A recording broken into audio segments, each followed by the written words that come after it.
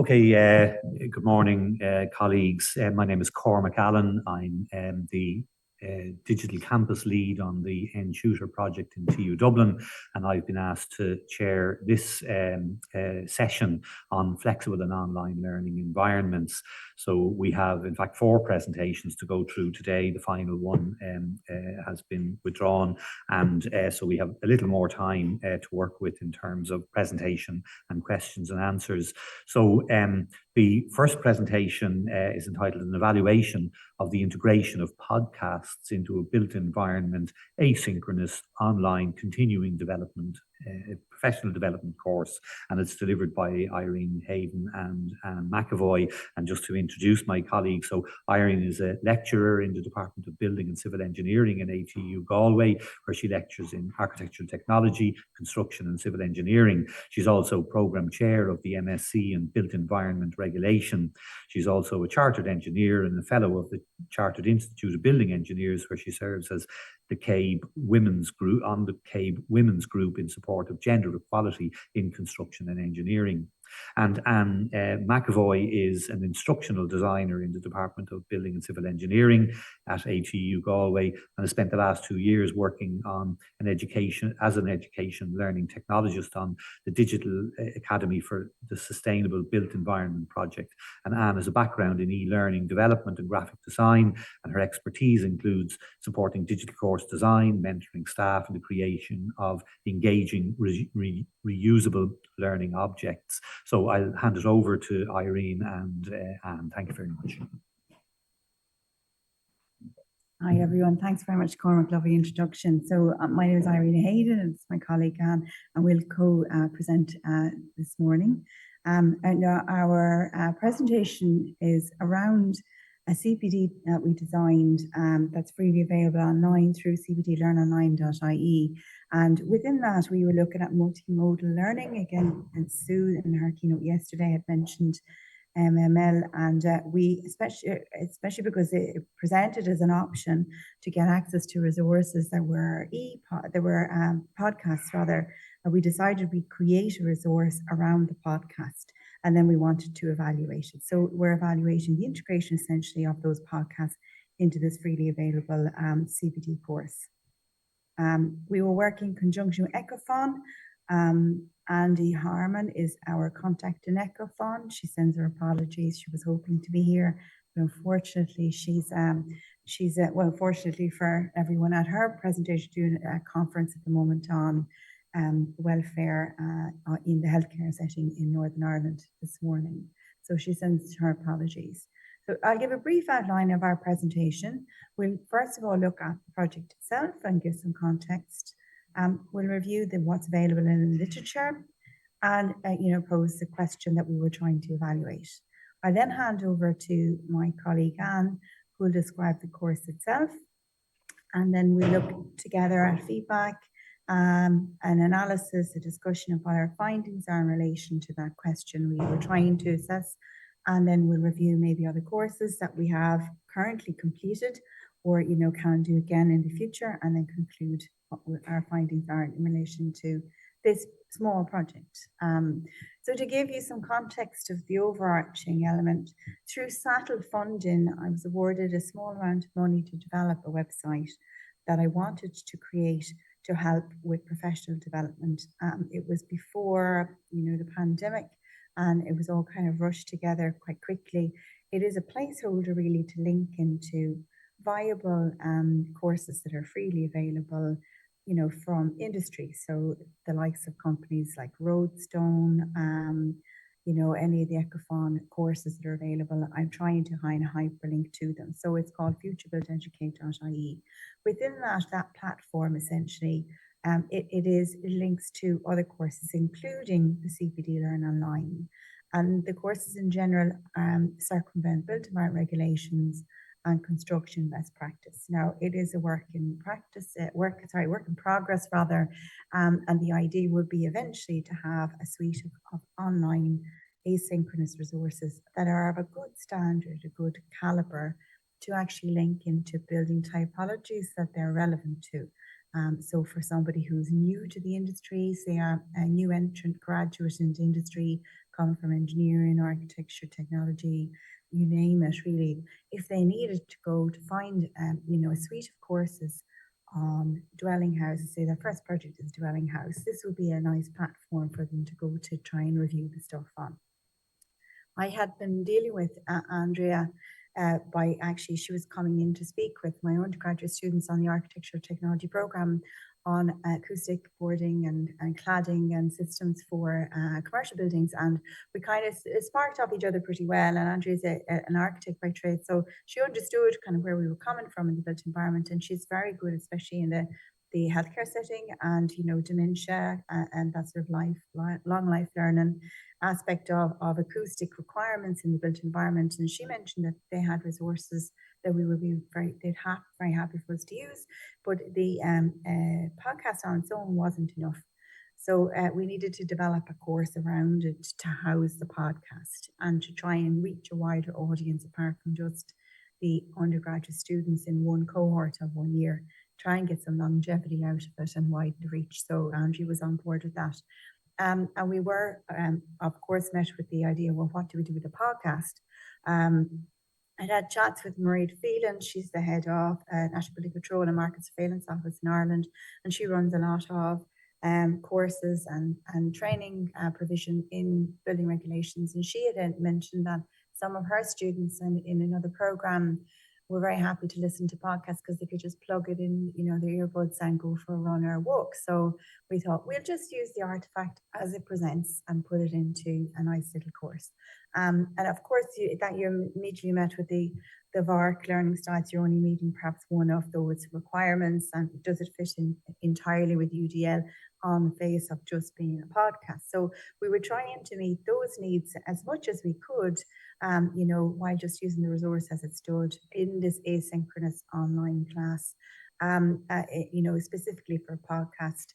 I did a literature review through Scopus. I looked for literature that encompassed podcasts, universal design for learning, and the built environment, and I was kind of and building regulations. So I had to go broader with it really, because within building regulations and the built environment, there wasn't much peer-reviewed publications in this area. There was in fact a very, very light touch on the ground, and we're into like single digits, like it was very small. And of course, Universal Design for Learning is very well published. And in the context of that, there is rich resources available. But to try and put it into an online asynchronous class context, I was looking for examples, that had been published about, and it was light on the ground. So I felt that this was maybe an opportunity for Anne and I and Andrea to co-write a paper on and do some research into it. Andrea mentioned the importance of podcast scrutiny. I did see that repeated as a theme in some of the literature I read. So your choice of podcast would be very important. Is it appropriate for what you're trying to use it for? And again, I suppose there's learnings from that as well. The podcast that Andrea chose for us to start with is an interview podcast. So it gives a lovely, you feel like you're in the room with the people who are speaking. They are talking very casually, very comfortably. It's not technical. It really is kind of onboarding even an everyday person who doesn't know anything about the technical stuff they're talking about.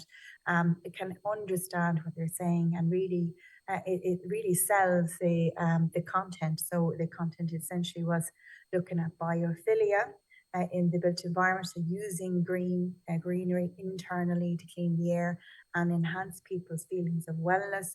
The podcast also goes into WELL certificates, which are an industry standard for office spaces, and they've gone into more commercial aspects too. And they move on to a second interview with a developer who's actually incorporated the WELL certificates in apartments he's been designing from the beginning, because he knew his clients would like it and would benefit from it. So it was a good selling point from his perspective. So again, it does name a particular commercial system, the WELL certificates, but the wellness certificates, but at the same time, it's still a great resource to use, and there's a lot to gain from it as well. So the research question we set was to evaluate the experience of the integration of the podcast into this built environment asynchronous online CPD course. We used case study methodology. So rather than doing an action research cycle, we thought we'd just do one. You could arguably say it's one cycle of a research cycle, but it's a case study nonetheless. It's bound by the boundaries of who actually participated in the course and what their feedback was. We went through ethical clearance with the ATU, Ethical Clearance Committee, because it was teaching and learning as opposed to something related to undergraduate or postgraduate studies, and we got authorization to continue on that. And the students who completed it were students on the MSc Built Environment Regulation at ATU Galway City. We also have it open to industry. It's been, as much as I could advertise it, I put it through LinkedIn and Twitter, and it's been picked up by certain people too. So there are probably people from industry who potentially could have done the course as well. The feedback was anonymous, but generally speaking, it was kind of mature students who might have 10, 20, 30 years experience in industry who actually completed the little online course and listened to the podcast itself. Now I'm going to hand over to Anne. She'll talk to you about the course and how it's designed and put together. Hello, so I'm just going to cover the course itself, which was titled Ecofon St. Goban Acoustic CPD Course, Wellness and Biophilia. So the course, again, it was a very short course, it was only 2 hours long, and it outlined topics such as wellness, biophilia, biomimicry, in the context of the built environment. So we used the Ecofon podcast, which integrated and scrutinized and utilized an interview format. So as Irene was saying, it was a very casual podcast, two people chatting about the subjects and outlining the topics. And after that, after the students then listened to the podcast, they were given a quick MCQ, or multiple choice questions, to assess the learning that took place. So if you see there, just on the right is an example of the landing page for when you go into the course itself. So there's just a quick outline of what the course is. And we also had, because it is completely asynchronous, students are taking this without the guidance of a lecturer, we also gave them approximate learning time of 2 hours. We also included a course to-do list. Felt that this was important because students will be logging on and just give them exactly what they need to do. They need to listen to the podcast, pass the quiz. They then are asked to complete a short survey, and then they're able to download their CPD certificate. So we just wanted to make that very clear. So this is the main bulk of the content. So the course, again, was offered asynchronously, flexible, accessible. So because of this, we really needed to have clear visual signposting using instructional design best practices for online learners that were self-explanatory and easy to follow. So if you'll see, I used a lot of icons there just to signify what content was being given to the students. So first they had the podcast, so just a little bit about it. And then you'll see as well, I used a lot of kind of short little information, things like duration, 30 minutes, and a little instruction of how to interact with the podcast below. And then you'll see below that we also included a download of the transcript of the podcast. So we know that not everyone, an audio format might not suit everyone. So at least they had a transcript to follow along with. Students are then able to mark this as complete. They've completed the podcast and move on then to the quiz. And then again, I just had a few little icons and some quick little information, such as the quiz should take 8 minutes, the passing mark, and the number of attempts they were allowed. So the quiz itself was actually only 5 questions, so we estimated 8 minutes for them to complete it. And the 5 questions were taken from a question bank of 15. So that way, if they kept taking the quiz, they'd get, different questions each time. So this course is actually available currently. The link's there for if the slides are shared afterwards, but it's available on cpdlearnonline.ie. Yep, so I'll just leave it back then to Irene to discuss the results. Yeah, and Anne and I worked together to design the quiz questions and everything else as well. So there's a variety in them too. They're not all MCQs necessarily, so you do need to have listened to it to be able to answer them. And we also had a big discussion really about what pass percentage we'd need, because how do you assess learning in something that, and of course, you're never going to meet the students and you're never going to really know if they've even done it properly. So we decided to set the target high, an 80% pass rate as a gold standard.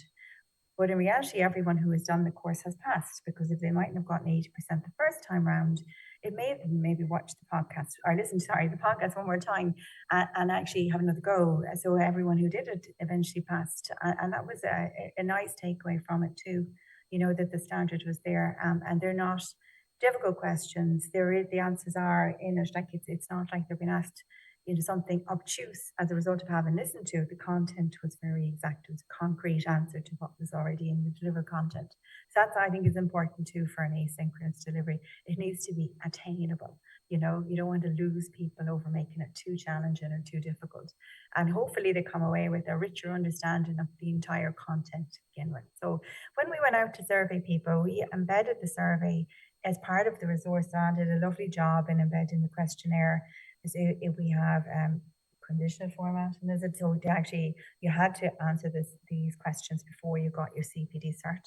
I had a job and a half to get the cert approved because we just changed from GMIT to ATU, and there isn't a code of practice for necessarily an unaccredited certificate. We don't have a precedent for it, and I had to go through our lovely Karma Brennan here, who was really understanding and really met us halfway with what we could do with the cert design, and has authorised it a few times. So so far so good, and I think we're in line with where we are with the ATU change in requirements and codes of practices to date. We also incorporated things like the metadata that you would have from digital badges. Now, I would be an advocate for digital badges normally, but in my experience in industry is that there isn't a precedent for them as such yet in construction. So we chose to do CPD cert instead because that's what people need for their employers and when they go for CPD audits with their professional bodies. So we stuck with that, and it's a PDF that gets emailed directly to them. They've completed it, and it has all the metadata included. So it actually tells you what the learning outcomes of the course was, what the course content was, and so on. So it actually gives more context than a regular CPD cert. And I think embedding an assessment in continued professional practice development is very important. Otherwise, we have no way of really recognising in professional practice whether someone has been assessed or not, and when they understood what they were listening to in this context, or what they've learned. Has any learning occurred? So again, I feel very strongly about that, and we've really embedded that into this course and other courses that we've developed with industry. So within the survey feedback, then of course it was lovely. We got lots of positive enforcement, and lots of suggestions for improvement too, which is great as well. That's what this is all about. If we hadn't surveyed people, we would know, we'd be none the wiser. And I think it's important for academics to take note of that too. When you are teaching and learning, to be cognizant of in recognizing when change is a good thing and when we need to evolve and keep moving with things. And it'll never be perfect. And we'll start the ball rolling with this action research methodology going forward. So some of the feedback was that the content, the online aspect allows participants time to take the course when you have time. So that flexibility, very important, especially for mature learners who are juggling home life and studies and work and all the rest of it. The content was relevant, expanded what you knew of, the thought processes. The findings suggested that the podcast essentially added values to the learnings achieved. Even in the context of a quite specialist niche area, the wellness and biophilia in the built environment. Some suggestions for improvement, as you'd expect, I suppose, that people were looking for a visual aspect. So aside from the fact that it's a podcast, it would be nice to have maybe a slideshow of appropriate images that are timed with the delivery of the podcast. And this did come through in the findings as well. And it's great to see it. And I think we will work towards incorporating that when our time allows us to. So we recognizing that the video would be needed. They would like examples of the biophilic aspects, which is a really good idea too. You maybe links to some resources on the types of plants that they were referring to, or the wellness certificate, maybe more content, that people can click into before they do the assessment. They would like to pictures or images of examples of projects. So of course, everyone wants to see best practice. They want to be able to work towards if they're finding this is great, they want to incorporate it into their own work practice. Of course, they need examples to work with. So some learners, about a fifth, reported that their preference for visuals, rather than a podcast. So their learning style, obviously different to how this course was presented. And that suggested that the integration of visual media while listening to the podcast will be beneficial to them, reflecting, of course, their particular learning style. Generally, so to speak, the entire course was evaluated pretty well. You can see that the majority are fully agree on the certificate, so the actual quality of the cert, on the assessment, how it was assessed, and on the teaching and learning. Now I'll hand over to Anne. Perfect. So I'm just wanted to mention that on CPD Learn Online, as part of Future Build Educate, we do have other courses available. So we've one on domestic stairs, introduction to timber, timber cladding. We also have other industry partners such as NBC, NSO, the National Building Council, the Market Surveillance Office. So we have 2 courses there with them as well. And we also, as Irene mentioned, we're looking at mixed mode options. So we've used audio and some, still images, interactive videos, different medias for each one. So I'll just conclude now. Yeah, so just what we learned kind of was that podcasts, they were quick and easy to develop as opposed to video. It's a lot less time consuming. And students also found it easy to use and digest, as Irene was saying, the kind of casual nature. I think students found that very easy to listen to. The improvements, again, audio, their visual representation, does it work? Because we've seen some students do want a visual representation, so we want to look into testing with further examples, adding in maybe examples that are referenced in the podcast. And the future plan then is to update based on the feedback, do further research into podcasts, do further research into the integration of podcasts into asynchronous course for UDL. And we also want to develop the further Future Build Educate offerings and hopefully collaborate with more industry partners. So, yep, that's it. Thank you. Thanks very much, Irene and Anne. I look forward to following that link and seeing how all that feels. And so our next speaker is Dr. Sarah Carroll, and her the presentation is entitled Navigating the Complexities of Blended Learning and its Impact on the Student Experience, providing insights from the N-Tutor Green Paper. And Sarah is a data analyst at ATU for Stream 1 of the N-Tutor project, where she supports the programme to make data-driven decisions to facilitate student empowerment. And her research areas of interest include impact evaluation on educational interventions, teaching and learning in higher education, student-staff partnerships, and science-related attitudes of young people. So thanks very much, Sarah, and I'll hand it over to you now. Oh, thanks for that. And forward, excellent. So I'm Sarah, and thanks very much, Cormac, for the lovely introduction. So if you didn't know about N-Tutor before the Digital Ed Conference, I'm pretty sure you have a good idea about it now. So just to briefly recap on things that have been said both today and yesterday, N-Tutor is funded by the Next Generation EU and comprises of 3 streams that address 5 different themes that have been identified as being kind of critical at the moment in higher education. So as Cormac mentioned, I help to support the Stream 1 of the programme, which really concentrates on empowering students through transforming the student experience. So what I'll be talking about today is actually taking you through an output of Stream 1, the research team embedded there, a green paper that we published on transforminglearning.ie. And what this looked at was the impact of blended learning on the student experience. So, you know, as educators, lecturers, we tend to think more quickly about our own experiences of navigating these new things. So we really want to look at it through the lens of students. So this green paper and all other kind of research publications associated with N-Tutor are all available at transforminglearning.ie, and the QR code to access the green paper is there. So what I'll be talking about today is basically taking you through an overview of the paper, so you don't even have to read it if you don't want to.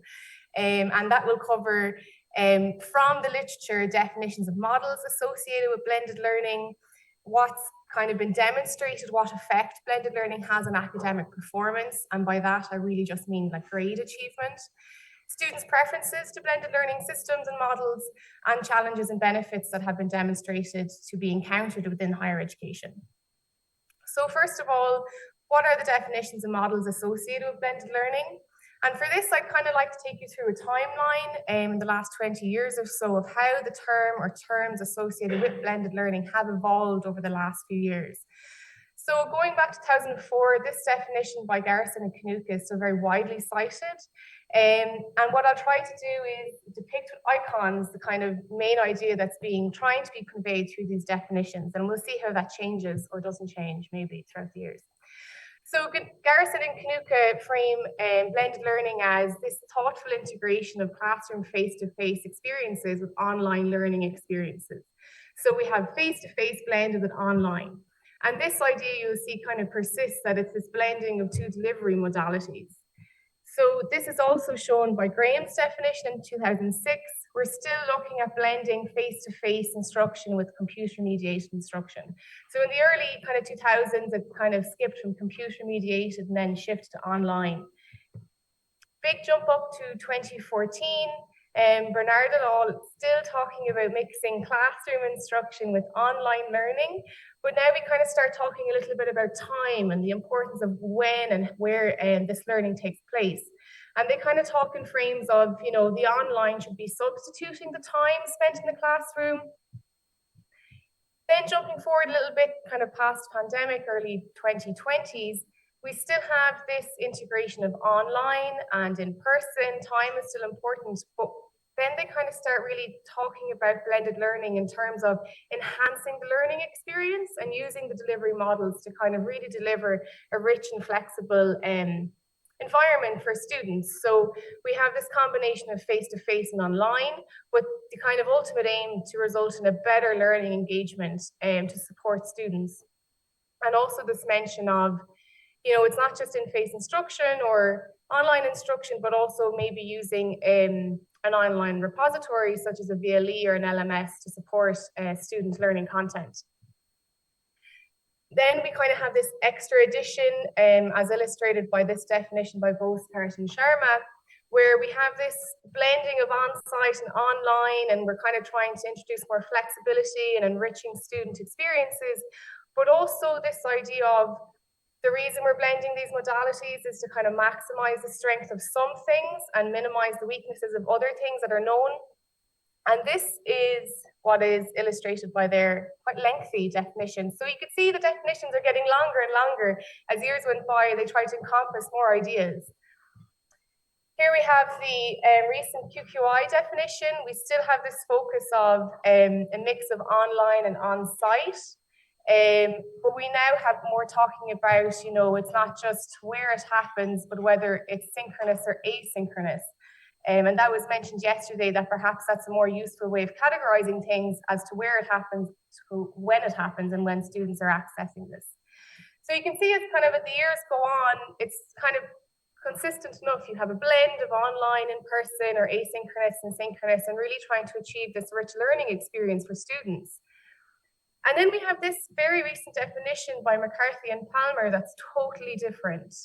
Blended learning involves a thoughtful and ongoing development of curriculum, maximizing the effectiveness of the teacher as a facilitator of knowledge, and enabling student learning where, when, and how they are best able to receive it. There's no mention of online or offline or asynchronous or computers.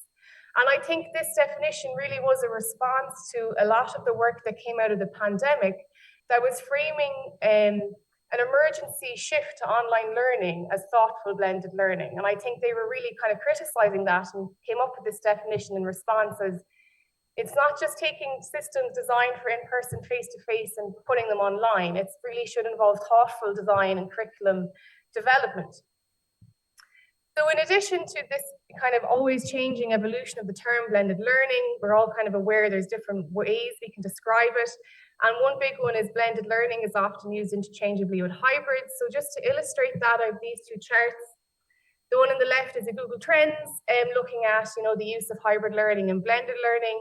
And you can see that blended learning is usually the more popular term, especially in Ireland. And the second chart is from Web of Science hits, and you can see, like, from 2020, blended learning kind of takes a bit of a shift, tick upwards. So in addition to this kind of term blended learning changing in different terms being used interchangeably, blended learning is also used as an umbrella term to talk about like lots of different models, or just kind of the blending of pedagogical approaches in general. And it can also sometimes be used to talk about very specific models used in blended learning. And there's lots of different ways you can categorize these models, but one way that I find helpful is to look at how the level of online learning versus how much choice students had in engaging in that work. So in the y-axis, we have the level of student choice going from 0 to 100. And on the x-axis, we have the level of online learning. So at 0, at both, we have face-to-face. Students are there, they don't really have a choice. And fully online learning, again, they don't have a choice. Some people have suggested that to be considered blended, at least 30% of kind of the coursework or learning and experience should be online. So some models that kind of follow that blend percentage is enriched virtual, where you have largely your course content in classroom, but maybe supported by a VLE, a virtual learning experience, where students have a bit of choice when and where they dip in and out of that online repository. Rotational hybrid is when it's kind of fixed in advance. You know, maybe Tuesdays you're online synchronous, Wednesdays you're offline asynchronous, and Thursdays you're in person. And there might be a bit of wiggle room, but ultimately instructors are kind of deciding when and how students engage. And then HyFlex is kind of the big trend one the last couple of years, where you are offered 3 modalities: in person, asynchronous, or synchronous, and students have complete choice how they engage on a case-by-case basis. So that's just a little overview into the different terms and models. So something I was really interested in is, well, what impact does it have on grades if you're framing performance by academic grades? And the issue is, because blended learning can be described in lots of different ways, and it can mean to refer to lots of different systems, is that it's very difficult to compare the systems. So this table, which I know is a little overwhelming, I looked at different kind of meta-analytic studies that kind of took, you know, dozens and dozens of empirical studies looking at the effect of blended learning on grade achievement, usually comparing like blended versus traditional face-to-face, trying to figure out on a consensus what impact those blended systems have on learning. And the issue is that you're trying to compare apples and oranges. Like one of the authors of one of their meta-analytic studies said in more than half the studies, when they talked about blended learning systems, it didn't even specify what they meant by that. They just said it was a blended learning environment. And that could mean so many different things. But when you look at kind of the big picture and pool all of these studies together, the kind of consensus is there may be a small positive effect on grades. So in other words, it's not doing any harm, but it might not be doing a huge much difference in terms of grades. But I think the important takeaway there is that, you know, if you ask students the advantages of blended learning, they're not saying, oh, it's because I'm going to get A's more than B's. It's not really what holds the promise for them. So that made me look as well, what do students prefer in blended learning? And in general, I think we've heard that they hold positive attitudes towards blended learning. There's the balance, the flexibility of, you know, they can choose when and how to engage. A lot more students are kind of more green conscious, that they don't want to have to commute and use fuel if they don't need to get on class in person. And this enhanced employability of using these online collaboration tools that are now so necessary in kind of the 21st century workplace. But then if, you know, various studies have asked students, if you had to choose, which would you prefer, in-person, face-to-face, or blended learning? And a lot of these studies kind of conclude that students said they'd prefer face-to-face. And yesterday we kind of heard that Professor Martin Weller said it's this myth that students prefer face-to-face. So I hope he doesn't come at me, but I will attempt to try to explain why I think this comes through as a myth. And some people have suggested it's not necessarily that they prefer being face-to-face, but they feel like some of the pedagogical techniques used in face-to-face classrooms are more effective for their own learning. So, and you also have to consider that when you pose students a question in an ideal world, what would you prefer? We don't live in an ideal world. Like surely students that have caring responsibilities or can't make it into classroom would prefer to make it to classroom, but they live in a reality where they might necessarily be able to. So often studies look at comparing, you know, blended learning systems with face-to-face. And I want to kind of take you through this interesting study that did something different. They compared different blended learning systems with each other, trying to figure out what exactly is it that students prefer in blended learning systems. So this study design had 4 different kind of situations, 4 different blended models. They had class lectures and tutorials supported by an online Moodle system. They had another course that was class lectures and online tutorials. They had a third system that was asynchronous online lectures and in-class tutorials. And they had a 4th one that was class lectures with hybrid tutorials. And those hybrid tutorials were one week could be asynchronous online, asynchronous videos, and the next week it would be synchronous live, but it wasn't in person. And to give a bit of context, so this took place in a large university in Canada. Half of their students work part-time and most of them commute, to give an idea of the student body. They asked the students to rate, their experiences based on design, interaction, learning, and satisfaction. And they found that the model where they had their lectures online asynchronous and their tutorials in class was rated the best for course design and satisfaction. And the authors posit it's because it kind of was the best of both worlds. Like students could get their content knowledge on videos and pause and replay and study at their own time. And then when they really needed that instructor interaction and more scaffolding, they could avail of that in tutorials. So this kind of harks back to, the pedagogical techniques that they feel are more effective to achieve their own learning outcomes were more easily available within a face-to-face system. And then rated worse across them was the class lectures and hybrid tutorials, because they felt like it was just the worst of the systems in terms of, you're sitting there getting your course content knowledge, you've lost the capacity to rewind, play, pause, learn at your own speed. And then it was quite perceived as a bit messy jumping from, asynchronous one week and then live the next week, and you don't really kind of get to settle in things.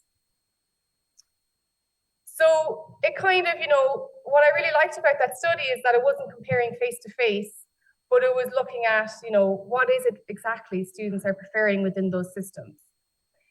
So just to summarize, I kind of identified what are the main benefits and challenges through the student lens in higher education, and none of these are going to be a surprise to anybody here. And the benefits for students is increased flexibility. We've heard about this a lot, students fitting around things in their own timetable.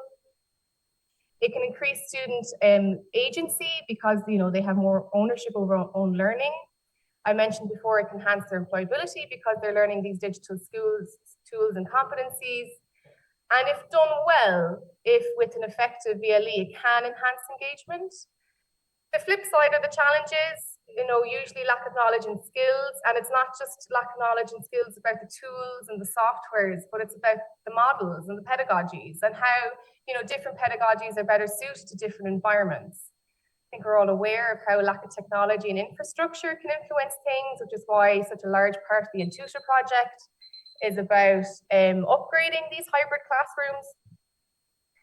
We have the interpersonal issues. I think a lot of us, experienced that lack of interaction and isolation, especially during the online emergency pandemic. And then time management. These take time. Like well-designed blended learning systems take a huge amount of time and resources designed to be effective for students. And so they're the kind of summary of benefits and challenges. Thank you for listening. The paper is on the website. I'd like to acknowledge my co-authors and people that gave feedback to the paper, and I'm happy to take any questions.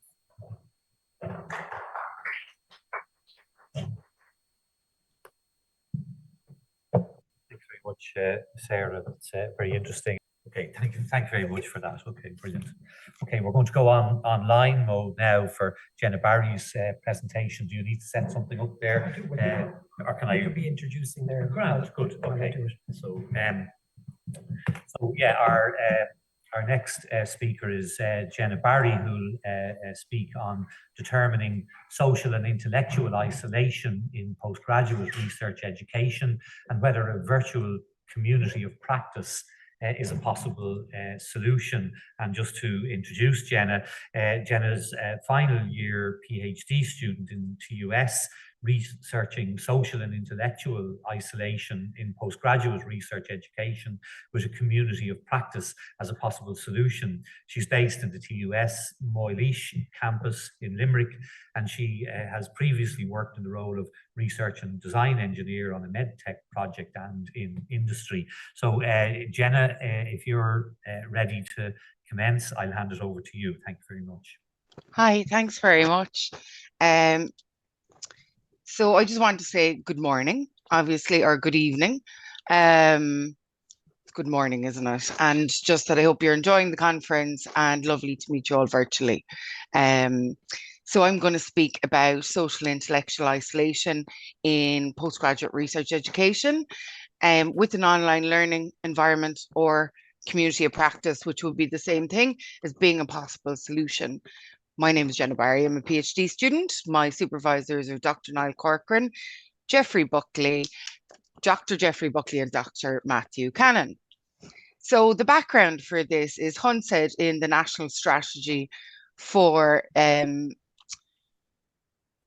the National Strategy for Higher Education 2030, that there would be an increase by 30% in research postgraduates.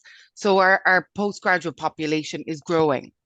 Now, there is something called research that can be socially and intellectually isolating, and something particularly called topic-related loneliness, which I have found in the literature, which is really under researched and is quite interesting, because as a research student, you research this in-depth topic, and you may not have other people to speak to about your research. So attrition rates within research globally are as high as 70%. So only 3 in 10 ever finish a PhD. And this is due to loneliness, stress, and there are other mitigating factors. So looking at, if you think about the postgraduate research student survey that is done every 2 years, so they said in their last survey, on a day-to-day basis, postgraduate students lack opportunities for peer support and connection, to discuss their research collaboration, meet other postgraduates, make friends, and talk about their day-to-day problems, and become involved in extracurricular activities. Now, there are a number of reasons for this, and it differs from student to student. But it also said that 52 to 58% feel they do not have opportunities to discuss their research with other research students. And 54 to 56% feel they do not have someone to talk to about their day-to-day problems. Now, Wenger and Rogoff spoke about learning being a social construct, and isolation then would hinder this social construct for learning. The aims of the research would be to investigate and address pervasive issues of isolation in research education, understand the extent and causes of this isolation, explore the correlation between isolation and attrition rates in research education, and feasible strategies for reducing isolation to improve research student experience. It's quite difficult in Ireland to study attrition because currently we do not have attrition figures for postgraduate research students. So how I tried to combat this was by asking students if they've ever thought of leaving, which has been quite interesting. So the research methodology is an explanatory sequential study. I'm using mixed methods, and Cochrane's margin of error of 5%. I started off with a survey, and I'm going to go on to do semi-structured interviews with both students and supervisors within TUS.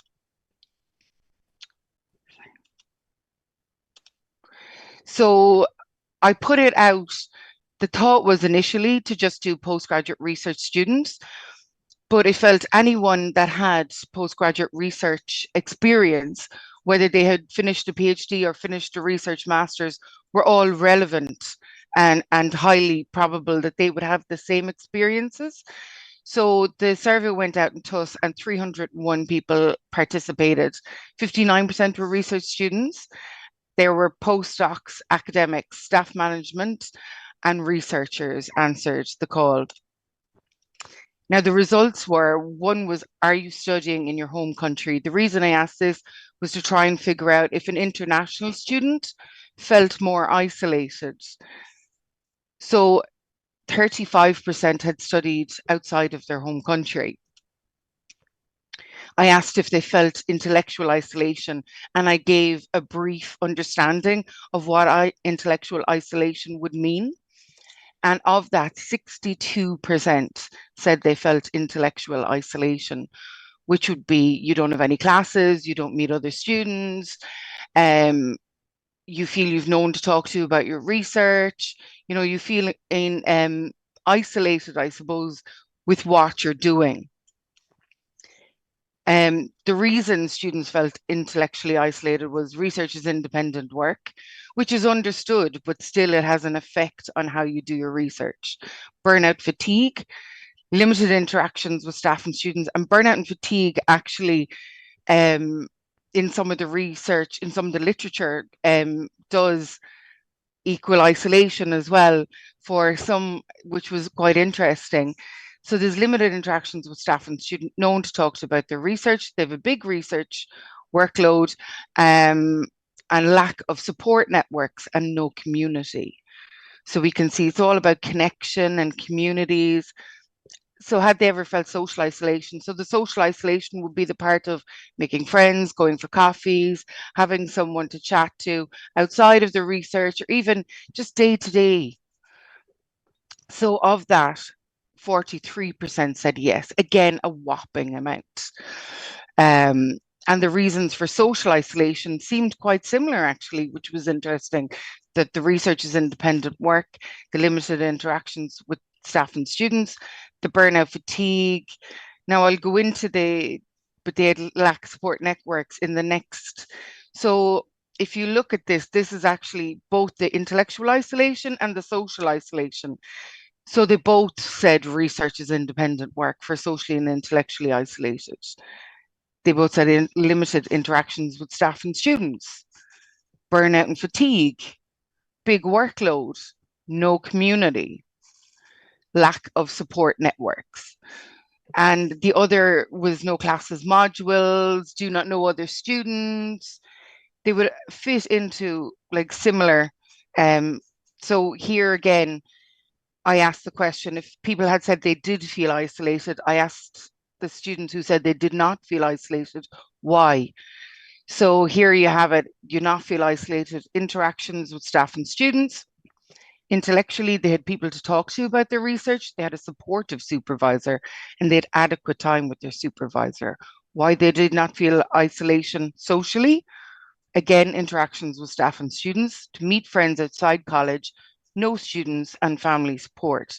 And I just want to highlight some of the words there: interactions, talk, support, time with, meet, know.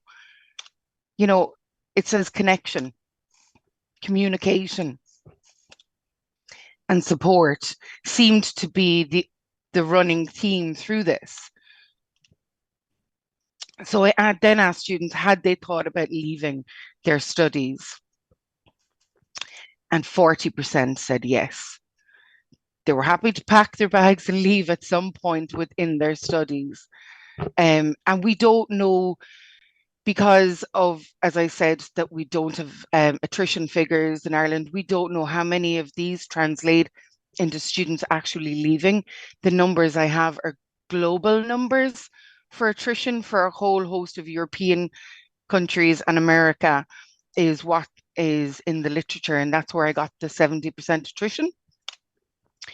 So reasons for people thinking of leaving these were burnout, fatigue, loneliness, work-life balance, stress, lack of finances, big workload, and lack of support. Again, it's the same themes running through for isolation, and the opposite for no isolation, and the same for leaving studies. So it is something that should be combated. So they were asked, what do you think would reduce your feelings of isolation? So in-person events, and I imagine this could be a knock-on for COVID as well, because so much went online, and I think people were digitally exhausted because there was nothing offline. A postgraduate community, mentors outside of their supervisor, opportunities to meet other students, and more collaborative work. So I just want to highlight the postgraduate community, and that is what I would be looking at. So I want to ask you, have you ever used Facebook? Now here is a graphic for Facebook. I want to think of software with the same usability on a university network. So the benefits would be links to all postgraduate documentation, to develop a postgraduate network, sustainable resources within that online community, postgraduate events and training through streamed online events, and they could make friends. So I just want to show you the TUS community page, which we're currently launching in the next couple of months. So this is the page. We have, as you can see, the members to the right. We've information. Let me just see. You can connect and create on this page by using these, the discussion, the questions, the praise, the poll. So exactly the same as Facebook. There is a couple of differences, however. You can have a file repository. So any of the files that would have been shared on this, they're in a file repository and they can be used for years afterwards, and you can search that file repository. So it's a great learning environment and a great place for students to be able to look back on anything that was shared. So the impact would be a community and a sense of belonging. It would support supervisors and students, and it would have sustainable resources. Now, the other thing within this page is you have a profile. And within the profile, you can speak about yourself, your projects, your skills and experience, your schools and education, if you've interests and hobbies. Now, obviously, the projects would be that you could connect on similar projects. You could collaborate with other researchers, students, staff within the college, and your interests and hobbies, that hopefully people would make friends. And, maybe they'd join different clubs and societies to bring this holistic connection within the community of the university. So the findings were total surveyed was 302, international students 35%, intellectual isolation was 62%, social isolation 48%, thoughts of leaving 40%, possible solution online learning environment. Now I would ask you all if you could please join this Slido. I have 4 short questions just to ask you. Just that if you are a PhD student or a master's student, a master's by research student, if you've ever undertaken research, if you've ever been a research student, and I imagine most people in the room have undertaken some kind of research as a student. So I would appreciate you if you could click the link here. I'm going to give you a couple of minutes. Just all you have to do, you can either put in www.slido.com and put in this number underneath, or you can open your phone with the camera and just take and just hold it up to the QR code, and that should bring you to a link.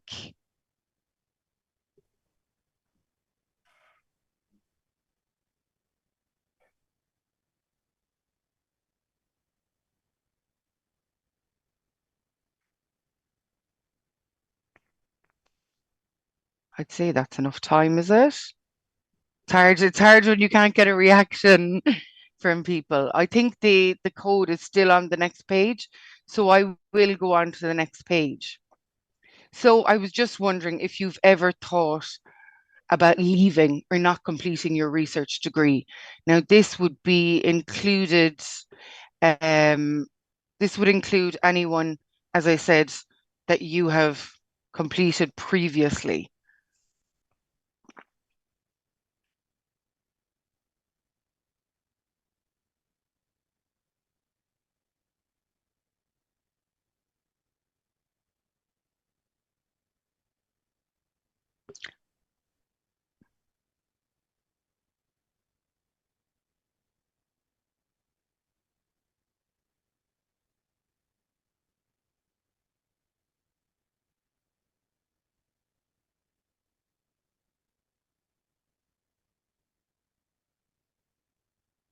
Again, I won't be able to, just to reiterate, I won't be able to see who answers this, or I won't have any information about who participates.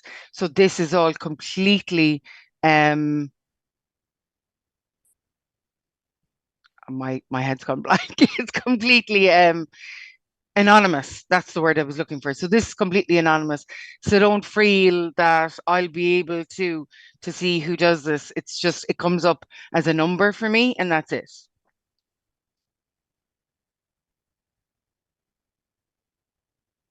Is there any way of indicating to me if you're happy to go to the next slide? Excellent. Look, you can fill it in later on in the day if anyone has time. I'd really appreciate it. So while undertaking a research postgraduate degree, did you or do you feel isolation? So again, if you've ever completed one, or if you haven't, if you've ever completed one, you're currently doing one, just if you felt any kind of isolation. Again, as I said, this is all anonymous, so I won't know who has filled this in.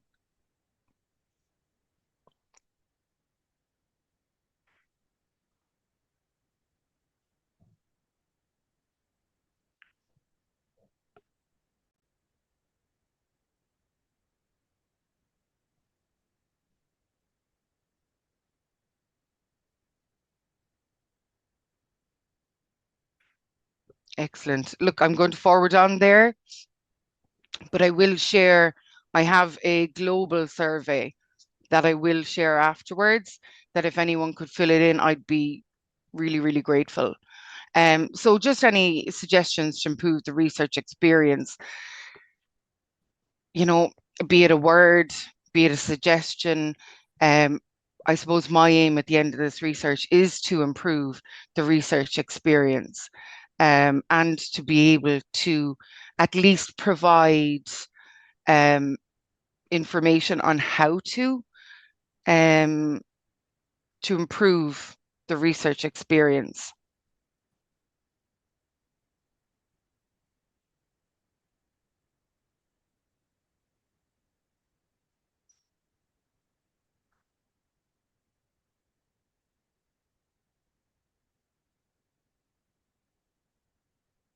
And also, if you've any suggestions on how you can improve it for supervisors as well, because part of the reason I'm doing this is obviously to support supervisors and to support the university as a whole. Currently, I have to wait for the qualitative side to have a look at the supervisor's perspective on the research.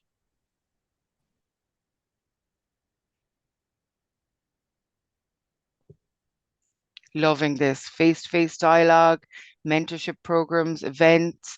I'm actually looking at events, something like the Pint of Science, currently for TUS, but happy to work with any other colleges on these type of small get-togethers to talk about research and make it more fun and engaging.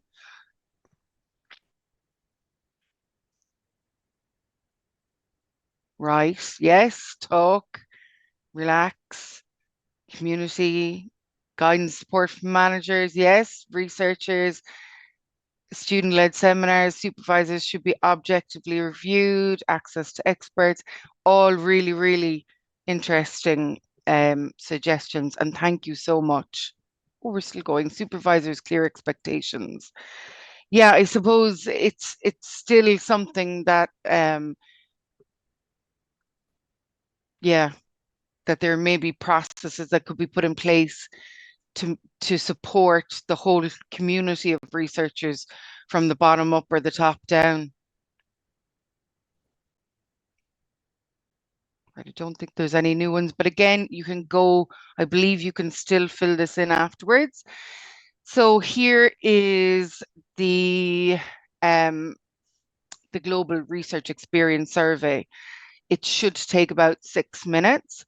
If you are staff, student, lecturer, academic, anyone, you can undertake it once you've done a master's by research or a PhD.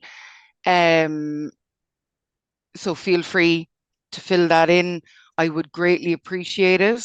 I'm trying to get an overall picture of what it looks like re-isolation, if it's different between different countries, if it's different between different universities in Ireland, if it's different between different states in Ireland. But yeah, it would be great if you could do that. And I'll just leave that up there for people to scan. I will send that on to the organisers that they can email it with a brief introduction.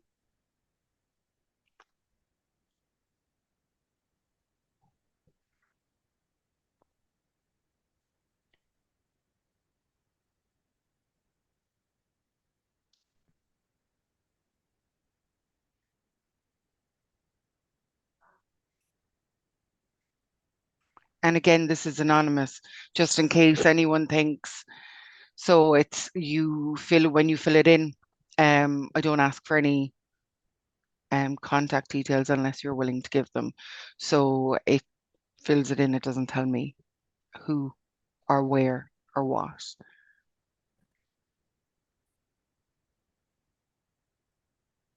So I'm just going to carry on there. I just want to say thank you so much for your time. I really appreciate it. Little quote for you that I found online. I thought it was funny. Long time ago, people who sacrificed their sleep, family, food, laughter, and other joys of life were called saints. Now they're called PhD students. So I just want to thank you for your time, and any questions, and my email's at the bottom as well. If anyone wants to touch base, if they're interested in doing some in-person like Pint of Science talks, or if they're interested in the research or want to collaborate, please feel free to just anything at all, give me a shout. So that is me. Just going to stop sharing. So, Jenna, thank you very much for your presentation, and we'll move on to the next session. So our last presentation then is by Mary McCormick and Bridie Killoran, and it's an overview of new ATU micro-credential transversal skills for industry, supported by My Career Path and the NTutor Transforming Learning project. And I just have an introduction for Mary, but not for Bridie. So Mary is a lecturer in the Department of Enterprise and Technology within the School of Business in ATU Galway. And prior to joining ATU in 2020, Mary worked for over 20 years across a range of industry sectors, from life sciences to tech, and in multiple international marketplaces. And currently, Mary lectures marketing and sales to both undergraduate and postgraduate students. And Bridie, I'll let you make your own introductions in due course. So I'll hand it over to you now. Thank you. Good afternoon, everybody. My name is Bridie Killoran, and thank you very much for the opportunity to be here. I know Cormac didn't have kind of a bio on myself, but just to say, most of my career has been in higher education career development, and my own specialist area for my master's was around employability and employability frameworks. So in 2021, I joined the Higher Ed 4.0 project, and we developed what's known as My Career Path. It's an online career development service, and we focus really primarily with people in the workplace. So that's just a little bit of background. So thank you so much for being here. I'm just going to go through a few slides first, and then I'll pass over to my colleague, Mary McCormick. So we're talking about the development of the transversal skills, identification and development, micro-credential. And I suppose the most important thing to highlight here is that there was a really good team involved in the development of this. It was supported by NTutor and the brilliant work of David Chernick, the instructional designer, and Dr. Queena Ginty, and then also the Higher Ed 4.0 project, My Career Path team, Mark Willis and Peter Smith, as well as the Faculty of Business, Enterprise and Technology. So just briefly the agenda, we're just going to give you an overview of the micro-credential, a little background how we developed it, and then Mary's going to bring you through the demo, which really will kind of bring it to life, and then obviously questions at the end. So the transversal skills identification and development micro-credential, identifying and developing transversal skills using online tools, assessments, and mentoring. So I suppose people can ask, what is transversal skills? Most people know it as soft skills or transferable skills. So those skills that cut across, different tasks and job roles.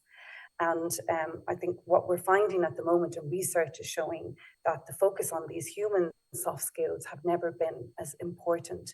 And especially now as humans collaborate and interact with technology, with AI, with robots, with machines. So there's becoming less emphasis on knowledge in the workplace and more emphasis on that fluid intelligence. So the starting point, I think, really, in terms of where we started with this, was looking at the desk research in terms of what the World Economic Forum was highlighting, the transversal skills they needed for graduates, UNESCO, and also the OECD reports. So there's lots of really good recent research. But obviously it was really important to also focus on our stakeholders in the region. So we did a survey and we had 45 respondents. These were people across sectors such as medtech, pharma, construction, financial, etc. So there was a really good response rate. 91% agreed that the organisation would benefit from employees identifying and further developing their transversal skills.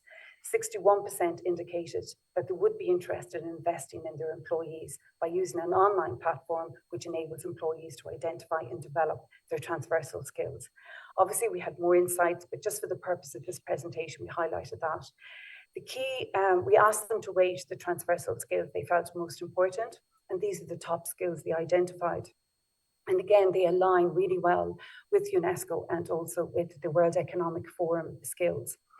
So self-management initiative, creativity, innovation, communication, interpersonal skills, critical thinking, problem solving, adaptability, flexibility, IT and digital literacy, planning and organizing, and teamwork and collaboration. So just going to play here a little video that we have just to give you an idea of what our stakeholders. Welcome, learners, to ATU's Transversal Skills Identification and Development Micro-Credential. Today, you're embarking on a journey that will not only enhance your personal growth, but also boost your professional success. But what are transversal skills? Well, let's start with that. Transversal skills, also known as soft skills or 21st century skills, are skills that are typically considered as skills that can be used in a wide variety of situations and work settings. These skills include critical thinking, problem solving, communication, teamwork, adaptability, creativity, and more. These skills are transferable across different industries and job roles and are essential for personal and professional success. Now, you might be wondering, why should you invest your time and effort in developing these skills? In today's rapidly changing job market, businesses are evolving and employers are looking for more than just technical skills. They're seeking individuals who can effectively collaborate, communicate their ideas, adapt to change, and think critically to solve complex problems. But you don't have to take our word for it. Let's hear from industry professionals who've experienced the transformation that transversal skills have made in their own lives and workplaces.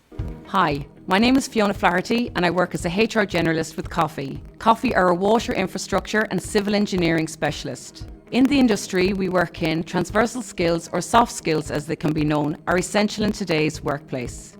Transversal skills really contribute towards effective communication, teamwork, and overall job performance. These skills are transferable across various roles and industries, making them valuable to both the employer and the employee in any work environment. Skills such as communication, leadership, managing people, and critical thinking are just some of the vital skills required in today's working world. These skills don't always come naturally, but they can be learned and refined through experiences, training, and conscious effort. Technical skills are essential for business, and transversal skills really complement these. Employers are placing huge value on a well-rounded skill set, which includes both. I feel this programme will be of benefit to anyone, whether they are starting out on their career journey or if they've been working for many years. I really believe transversal skills can lead to a more positive and productive work environment. My name is Barry McCann and I'm the founder and CEO of Nua Surgical. Regardless of your industry or job level, transversal skills have become a necessity. And it's not just for your career, but for every aspect of your life. I think of it as my toolkit required to get me through everyday hurdles and challenges. but they also enable me to take advantage of new opportunities. As we progress in our careers, it's really important to focus not just on technical skills, but also on developing a broad set of interpersonal and problem-solving skills that will be valuable across multiple job roles and industries. In addition to boosting your career prospects, these skills play a crucial role in your personal life. They help you to build better relationships, manage stress, and make more informed decisions. I genuinely believe that a course such as this is a brilliant opportunity for people to advance all aspects of their lives. I am Orla Connaughton, CEO and founder of Aztec Medical, a medical device regulatory and clinical affairs consulting company. In the area of medical device consulting, the transversal skills studied as part of this course are central to how we do business. Our clients have an ever-changing needs, which develop as the technology and phase of their product matures. Critical thinking and problem solving, adaptability and flexibility, and communications and interpersonal skills, all of which are modules in the transfer.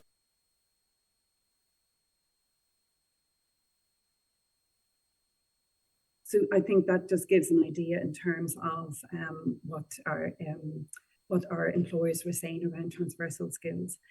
So I just want to go back here now to the slide.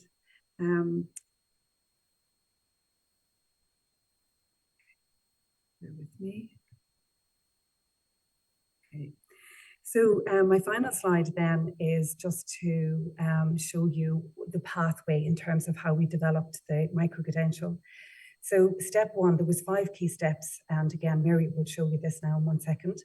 But the first one is where we asked the learner to rate themselves across the 12 identified transversal skills. And we had kind of a mapping so that people could understand the definition of the transversal skill and what it means for them. Then we developed a skills checker, and that was a really important AI tool. And again, Mary will show this in a second, where they were able to, as I say, generate a report. They answered a number of questions. We gave them various tips to help them understand what the question meant and align to the transversal skills we were trying to identify.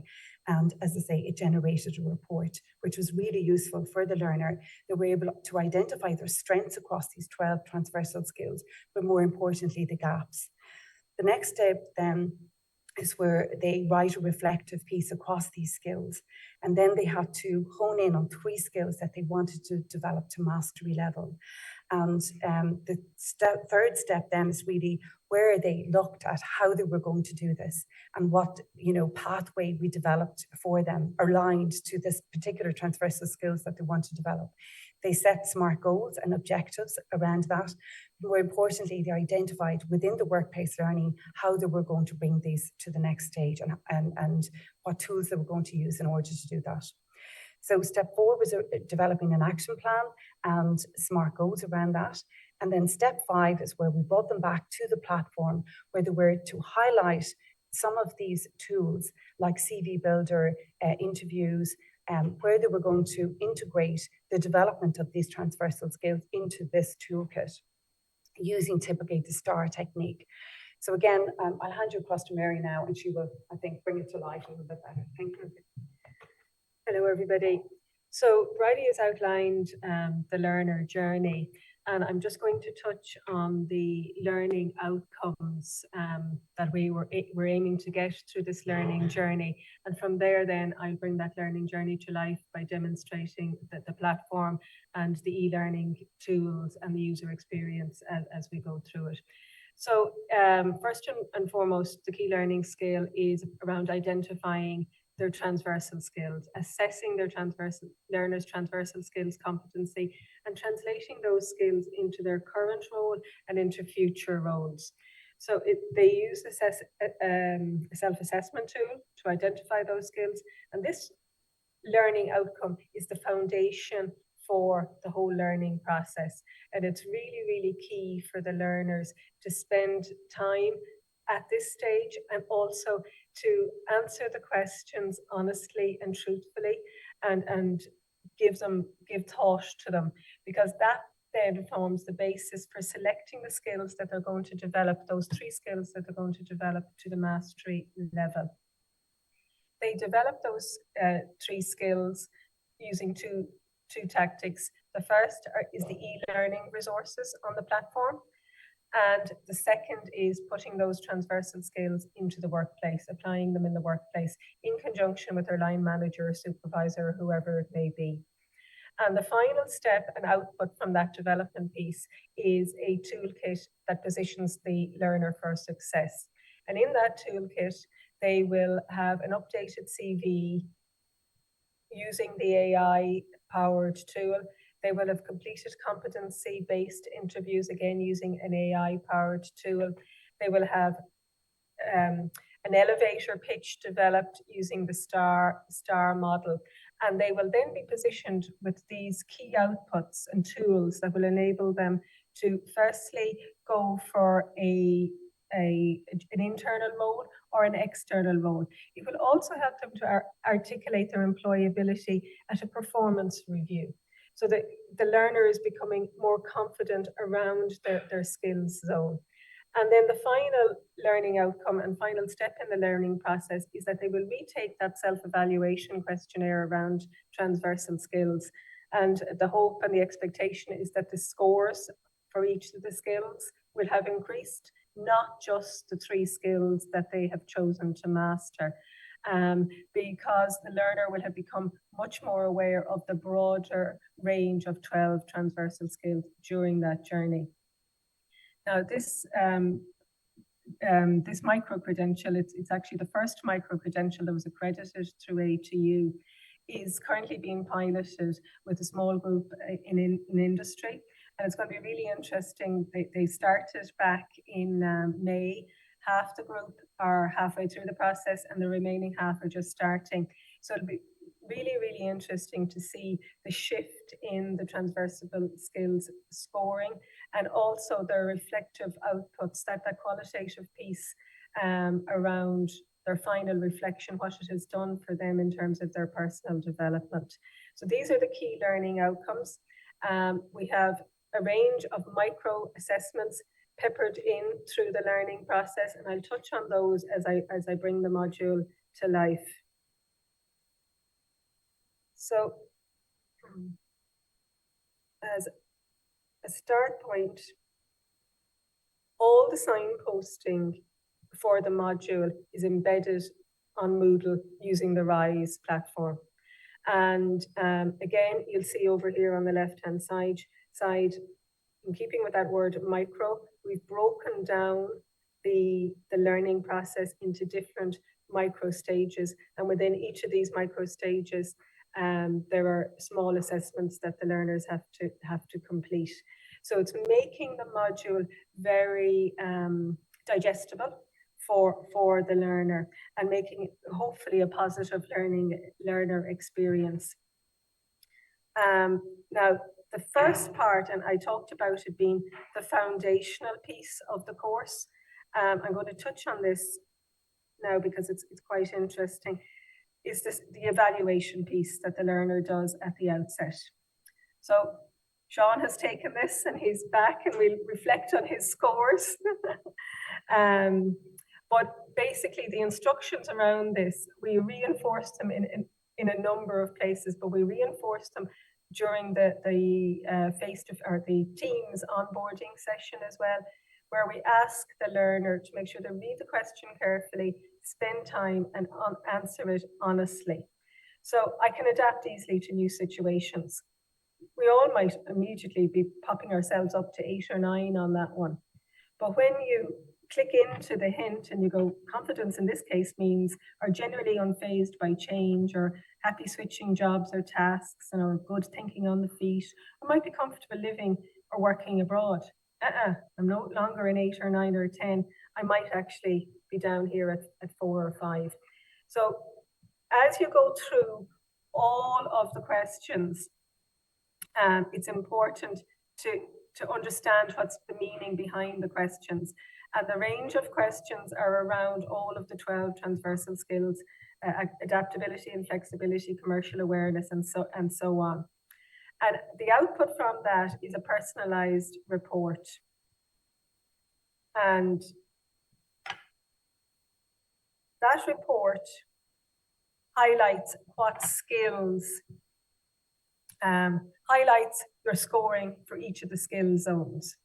And in this case, in Sean's case, the 3 that are being identified that Sean should work on is adaptability and flexibility, commercial awareness, and communication and interpersonal skills.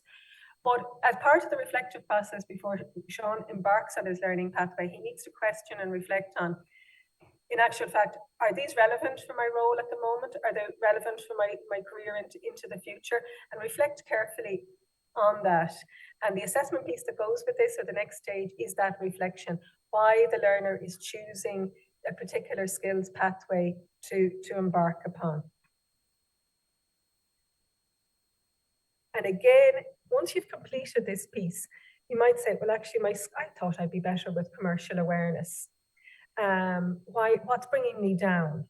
I was speaking with a learner recently, and one of the things was they thought they were very good at communication and interpersonal skills. But one of the questions that let them down is they hated networking. They hated events like today. And that scored a 3. So again, you can interrogate each of the scores that you've given along the way, just to validate, was I truthful? Is it right? Yeah, I understand it. And this is the foundation then for moving forward. From there then, you decide which skills pathway you're going to follow. And depending on that, which 3 pathways or skills you choose, there's a range of e-learning resources that are very varied, from video content to quizzes to articles. And again, you'll see it's clearly signposted how the learner is progressing, and making it very digestible. Part of the next stage then, in terms of your toolkit for success, there you can input your CV into an AI tool that's called Interview 360, and it'll read the CV, pull out all the skills, pull out all the keywords, bring it together and help you fashion a very, very strong CV. And what we're asking the learners to do is keep plugging the CV into the AI tool until they reach at least a 75% score on their CV. So then that they have a strong CV going out into the workplace. Similarly, they can keep retaking the AI generated competency-based interview. And then using the STAR model, it's helping them to articulate all their key skills strengths. So they have a toolkit that's positioning themselves for success going out into the workplace also. And then at the end, we close the loop by asking the learners to retake that self-evaluation. And as I say, the expected outcome is that those scores will have gone up, not just on the 3 skills levels, but across the 12 transversal skills.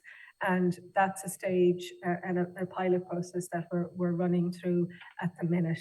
Now I'm just going to flick back to the PowerPoint here for a second and close off on a couple of questions that people may have in their mind. So the module is 5 credits at a level 8.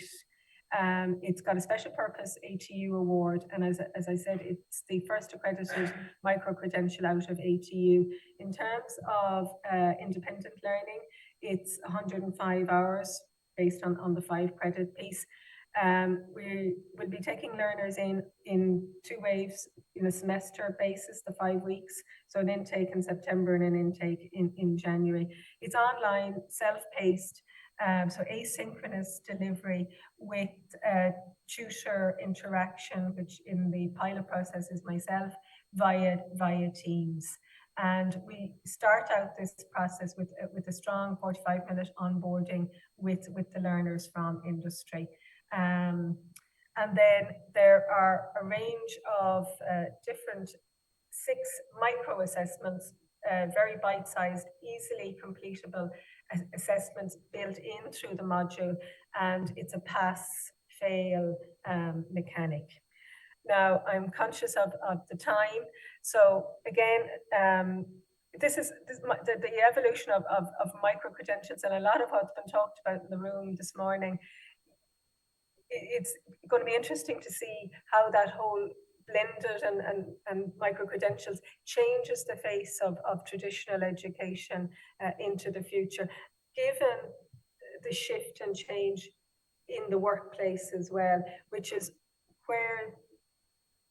the origin of this module, coming from industry, saying we've a lot of graduates coming in that have all the right technical skills and so on, and they've got that piece of paper, whether it's a degree or a master's or a PhD, but it's these transversal soft skills areas that is really causing us challenges as employers and as managers in the current workspace.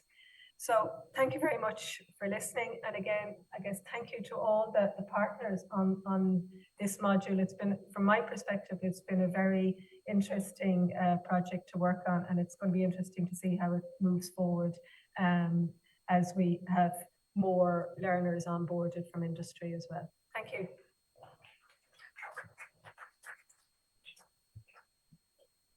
That's great. Thank you very much. Okay, lovely. Thank you. So, okay, thanks colleagues for your attention. Thanks Bradley and Mary and all the presenters today. As Olga has asked, we should finish this session and go straight down, and we'll have the closing session. Thanks very much.